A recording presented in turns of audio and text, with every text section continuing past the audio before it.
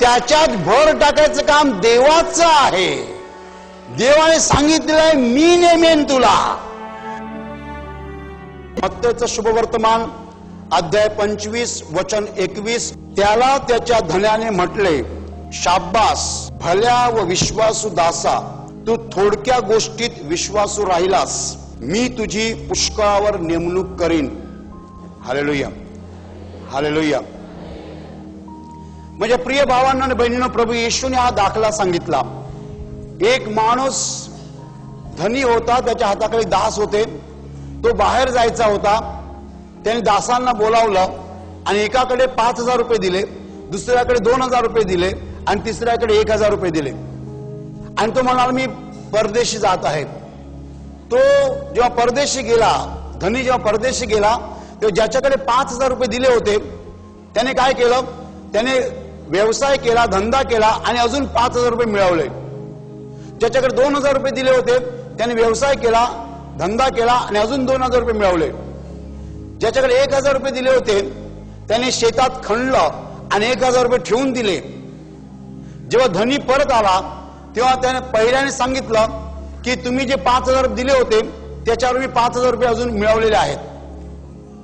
आणि धनी त्याला म्हणाला, शाब्बास आणि विश्वासू दासा, तू थोडक्या गोष्टीविषयी विश्वासू राहिलास, मी तुला पुष्कळावर नेमीन. धन्याच्या आनंदामध्ये सहभागी हो. मला खूप आनंद झालेला आहे तुझ्याबद्दल. तू थोडक्या गोष्टीविषयी विश्वासू राहिलास, मी तुला पुष्कळावर नेमीन.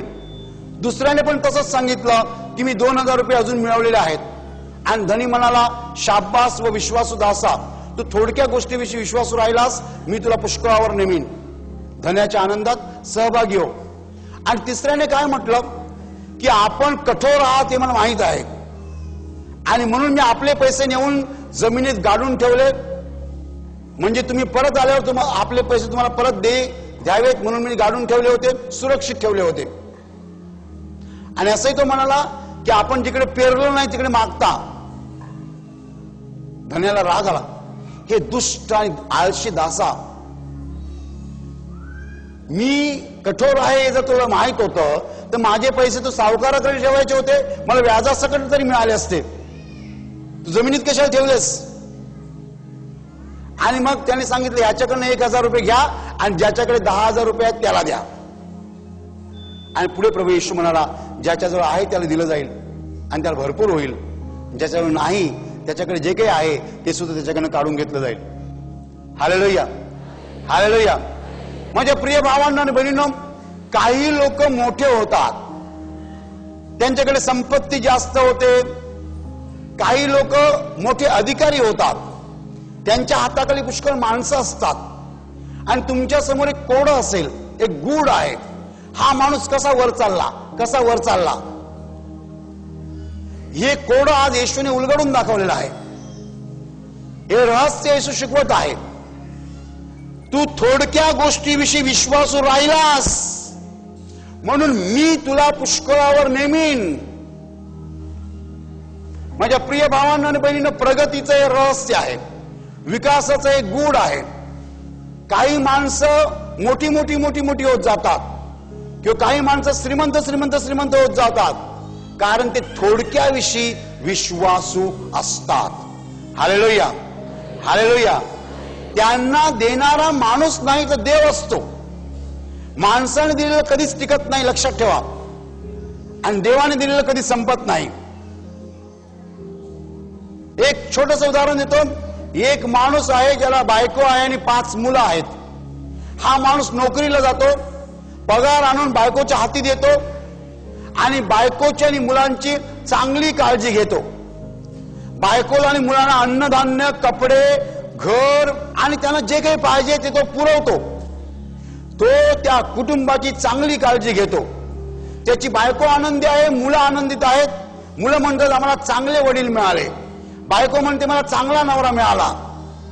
हे सगळं स्वर्गातनं देव पाहत असतो, निरीक्षण करत असतो.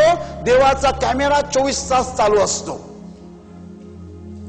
हे सगळं देवाच्या रेकॉर्डला असतं. देव आनंदी असतो की हा माणूस कुटुंब चांगलं चालवत आहे. मी ह्याला बायको दिली आणि 5 मुलं दिली, तर 5 मुलांची आणि बायकोची हा चांगली काळजी घेतो.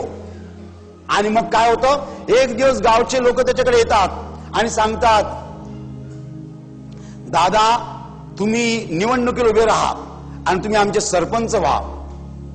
हा माणूस चकित होतो. असं कसं, असं कसं? हा माणूस चकित होतो. पण त्याला माहित नसतं की देवाने त्यांना पाठवलेलं आहे. देवाला असं वाटतं, देवाला काय वाटतं कान देऊ नये का, देवाला असं वाटतं की जर हा माणूस बायकोची आणि 5 मुलांची चांगली काळजी घेतो तर गावकऱ्यांची सुद्धा चांगली काळजी घेईल. Hallelujah, hallelujah, hallelujah. माझ्या प्रिय भावांनो आणि बहिणींनो, परमेश्वर त्याला अधिकार देतो. कशावर अधिकार देतो? गावावर, गावकऱ्यांवर. त्याला अधिकार कुणावर होता? बायकोवर आणि 5 मुलावर. 6 जणांवर त्याला फक्त अधिकार होता आणि आता त्याला पूर्ण गावावर अधिकार मिळतो. आणि मग हा माणूस काय करतो? हा माणूस गावची काळजी घेतो, गावात रस्ते तयार करतो, पाण्याची सोय करतो, कुणाला गरीबाला घरं पाहिजेत घरं बांधून देतो, गावकऱ्यांच्या गरजा काय त्या बघतो. गावकरी त्याच्या बाबतीत खुश असतात, आनंदी असतात. आम्हाला चांगला सरपंच मिळाला.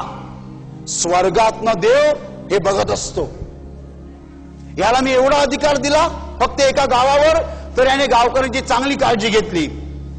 आणि मग देव खुश होतो. देव मनात ठरवतो, याला मी अधिक मोठ्या विभागावर अधिकार देईन. माझ्या प्रिय भावांनो आणि बहिणींनो, असा माणूस वर वर वर वर चढत जातो. कारण जे काही देव त्याच्या हातात देतो त्याची तो चांगली काळजी घेतो, विश्वासाने काम करतो. विश्वासाने म्हणण्यापेक्षा विश्वासूपणाने काम करतो. Hallelujah, hallelujah, hallelujah. प्रामाणिकपणे काम करतो. देवाशी बेईमानी करत नाही. त्याच्या हाती जे सोपवलेलं आहे त्याचं नुकसान करत नाही, तर जे काही त्याच्या हाती सोपवलेलं आहे त्याचं तो भलं करतो, कल्याण करतो. माझ्या प्रिय भावांनो आणि बहिणींनो, तुमच्यापैकी किती लोकांना असं वाटतं की देवाने तुमच्याकडे जास्त संपत्ती द्यावी किंवा जास्त लोक द्यावेत? देव तुमच्याकडे 2 गोष्टी देऊ शकतो, जास्त संपत्ती किंवा जास्त लोक. तुम्हाला काय आवडतं मला माहित नाही, पण मला जास्त लोक आवडतात. मी जेव्हा जेव्हा इकडे येतो, जेव्हा हॉल फुल असेल मला आनंद होतो. आशीर्वाद प्रार्थना केंद्राकडे कॉम्प्युटर्स किती आहेत महत्वाचं नाही आहे, पण आशीर्वाद प्रार्थना केंद्रात लोक किती येतात हे महत्वाचं आहे. Hallelujah, hallelujah. काही लोकांना संपत्ती आवडते, काही लोकांना माणसं आवडतात. माझ्या प्रिय भावांना आणि बहिणींना मला माणसं आवडतात. Hallelujah, hallelujah, hallelujah. माझ्या प्रिय भावांना आणि बहिणींना, पुष्कळ लोक या जगामध्ये मोठी होऊ पाहतात आणि मोठी होत नाहीत.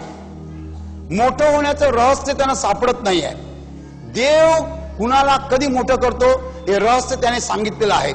सगळ्यात पहिली गोष्ट अशी की माणूस स्वतःहून मोठा होऊ शकत नाही. नाही, स्वतःहून मोठा होऊ शकत नाही. Hallelujah, hallelujah. मला देवाने दिल्याशिवाय मी कसा मोठा होणार? Hallelujah, hallelujah, hallelujah. माझ्या प्रिय भावांना आणि बहिणींनो, देवाने दिल्याशिवाय माणूस मोठा होऊ शकत नाही. आणि माणसाला माहित असलं पाहिजे आपल्याला देवच मोठा करू शकतो. पुष्कळ लोक या जगामध्ये दुसऱ्या माणसांच्या मागे धावतात. त्यांच्याकडनं काही मिळेल, त्यांच्याकडे काही मिळेल, त्यांच्याकडे काही मिळेल, त्यांच्याकडे काही मिळेल. काही फायदा नाहीये. माणूस तुम्हाला देऊ शकत नाहीये. पुष्कळ लोक मोठे होण्यासाठी धडपड करतात, मेहनत घेतात, परिश्रम करतात, घाम घालतात, रात्रंदिवस झिजतात. काही फायदा नाही आहे. सोपा मार्ग येशूने सांगितलेला आहे, अतिशय सोपा. तुमच्याकडे जे काही आहे ते विश्वासूपणे वापरा, प्रामाणिकपणे वापरा. देव स्वतः त्याच्यात भर टाकेल. Hallelujah, hallelujah. त्याच्यात भर टाकायचं काम देवाचं आहे. देवाने सांगितलेलं आहे, मी नेमेन तुला, मी तुला पुष्कळावर नेमेन. नेमणूक करणारा कोण आहे? देव आहे.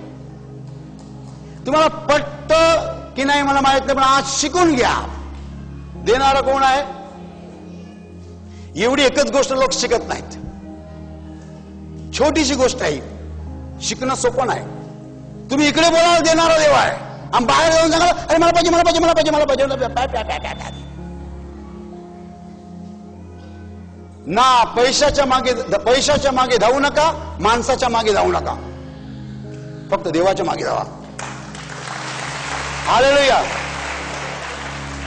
आशीर्वाद प्रार्थना केंद्र सुरू झालं तेव्हा पहिल्या दिवशी फक्त 25 लोक आले, रविवारच्या दिवशी, आणि फक्त 25 लोक.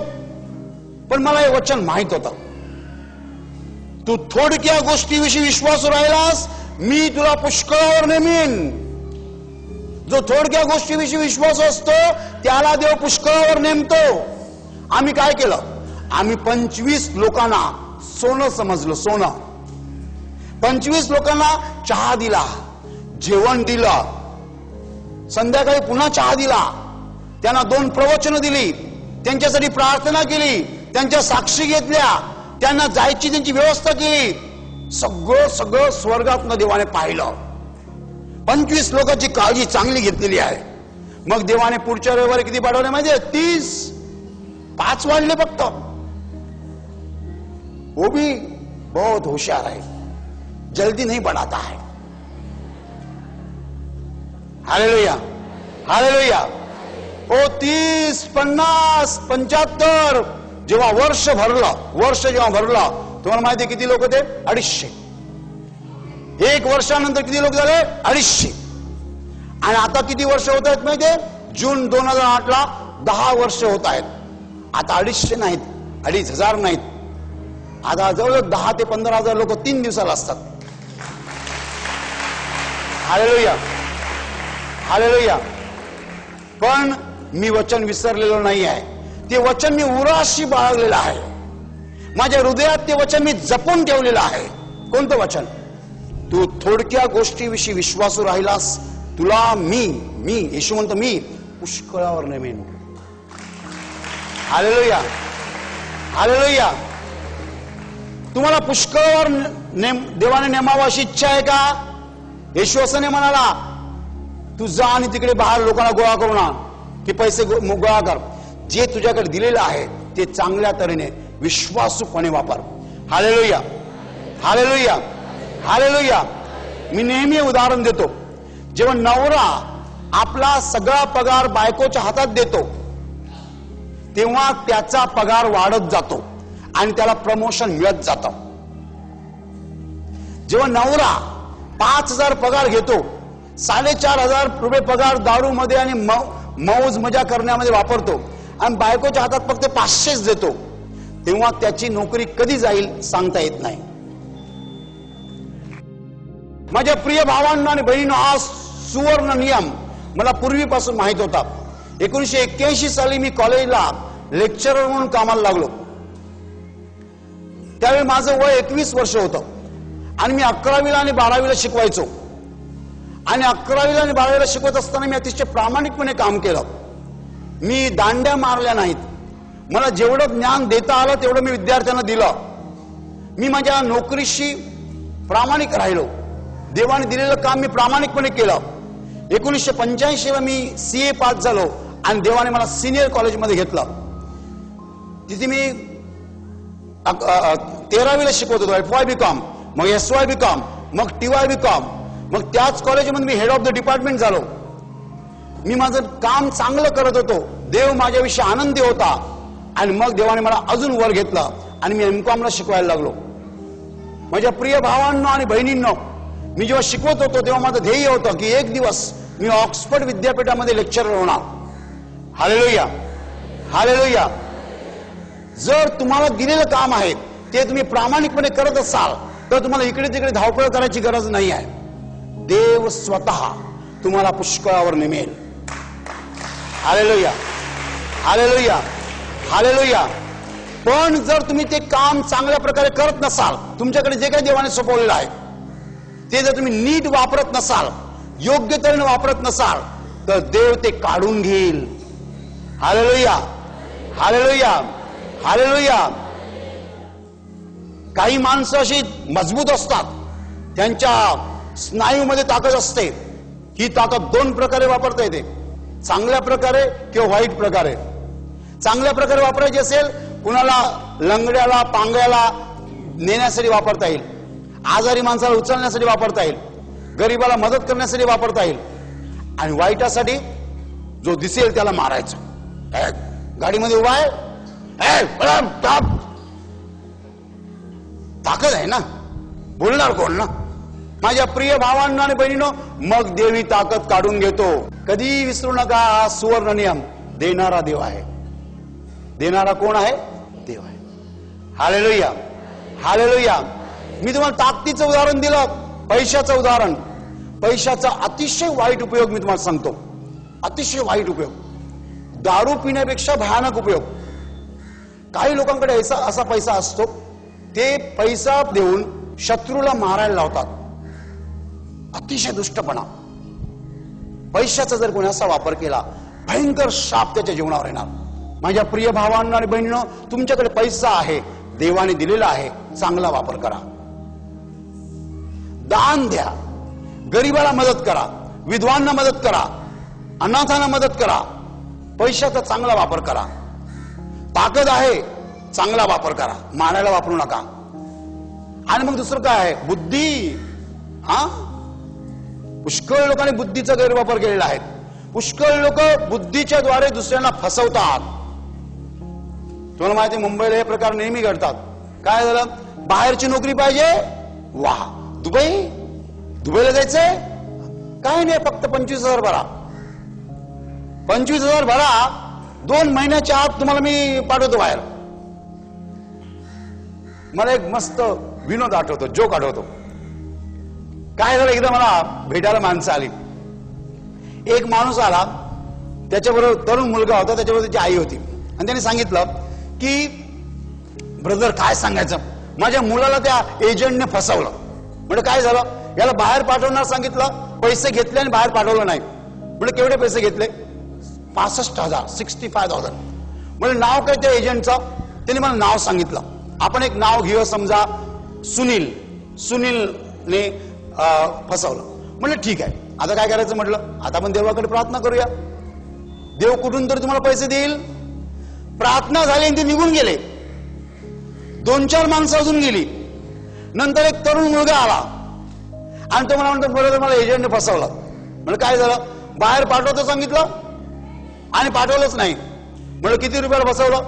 तो म्हणतो 65,000. म्हणजे ते एजंटचं नाव सुनील. तो म्हणतो, हो बरोबर, तुम्हाला कसं कळलं? Hallelujah, hallelujah. त्यांना वाटलं ब्रदरला संदेश आला. म्हणजे एजंटचं नाव सुनील. तो मुलगा बुचकळत पडला. म्हटलं काय गंमत माहितीये, थोड्या वेळापूर्वी एका मुलाला फसवलं होतं, त्याला पण 65,000 फसवलं होतं. हा आकडा ऐकला की मला बरोबर तोच एजंट आठवतो. माझ्या प्रिय भावांना आणि बहिणींना, तुमच्याकडे जे काही आहे, बुद्धीच्या द्वारे या जगामध्ये मोठी फसवणूक होते. माझ्या प्रिय भावांना आणि बहिणींना, जे काही देवाने आपल्याला दिलेलं आहे, जे काही, कुणाला पैसा दिलेला आहे, कुणाकडे माणसं दिलेली आहेत, कुणाला बुद्धी दिलेली आहे, कुणाला ताकद दिलेली आहे, कुणाला रूप दिलेलं आहे, रूप, बरोबर. आणि ह्या सगळ्याचा वापर जो आहे प्रामाणिकपणे करा, विश्वासूपणाने करा, म्हणजे देव त्याच्यात भर टाकणार. हालेलुया. आणि जर आपण विश्वासूपणे वापर केला नाही, देवाला आवडणार नाही असं जर आपण वागलो, तर त्याच्यावर शाप येणार. मी माझंच उदाहरण देतो. पुष्कळ वर्षापूर्वी मी कॉलेजला शिकवत असताना मला माझ्या आवाजाचा गर्व होता, फार गर्व होता मला. मला असं वाटायचं की मला माईकची कधीच गरज लागणार नाही, हजारो लोकांसमोर विदाउट माईक बोलू शकेन, एवढा माझा आवाज मोठा आहे असा मला गर्व होता. आणि मग मी काय करायचो, मोठ्याने बोलायचो. पुढे मुलं बसलेत, 11वीची मुलं, सर जरा हळू, तर मला अजून चेव चढायचा. मग माझ्या आवाजावर शाप आला आणि मी गाऊ शकत नाही आता. म्हणजे मी गातो, पण मी गायला लागलो तर तुम्ही उठून जा अलीकडनं. आणि एवढा वेळ मी माझं पाप कबूल करून करून करून करून करून देवाला माझी दया आली. आता देवाने मला सांगितलंय, आता तुझा आवाज मी सुधारवणार नाही, पण तुझ्या गाण्याची कॅसेट मात्र संपेल.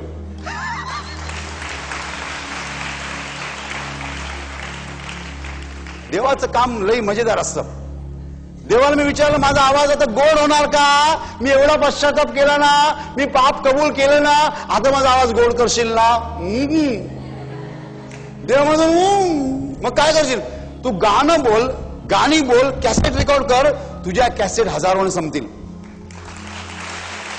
दुसरी उदाहरणं मी देत नाही, पण मी तुम्हाला सांगतो, आपल्यापैकी सगळ्यांसाठी हा नियम आहे. तुम्ही आजपर्यंत ज्या प्रश्नाचं उत्तर शोधत होतात त्याचं उत्तर देवाने तुम्हाला आज दिलेलं आहे. तो मोठा झाला, ती मोठी झाली, तो मोठा झाला, ती मोठी झाली. हा, तुम्हाला मग मोठं व्हायचंय, चांगल्या तऱ्हेने मोठं व्हायचंय. तर कसं झालं पाहिजे? जे काही देवाने तुमच्या हातात दिलेलं आहे त्याचा चांगला वापर करा, चांगला वापर करा, चांगला वापर करा. आणि चांगला वापर केल्यानंतर देव तुम्हाला अजून देणार, अजून देणार, अजून देणार. पुष्कळ संपत्ती पण देईल, पुष्कळ लोक पण देईल. मला आवड माणसाची आहे, संपत्तीची नाही आहे. मी देवाला म्हणालो, मला लाखो लोक इकडे बघायचे आहेत आणि म्हणून आम्ही माणसांची काळजी घेतो. एकदा आशीर्वाद प्रार्थना केंद्रामध्ये पुष्कळ लोक आले होते, तिकडे जुन्या केंद्रामध्ये पॅक झालं. मला विचारण्यात आलं की ब्रदर, आज चहा नाही दिला तर चालेल का? म्हटलं का? लोक एवढे आलेत की पुढे जायला जागा नाहीये. चहा द्यायलाच पाहिजे आणि चहा द्यायचा नाही असं मला कधीच सांगू नका.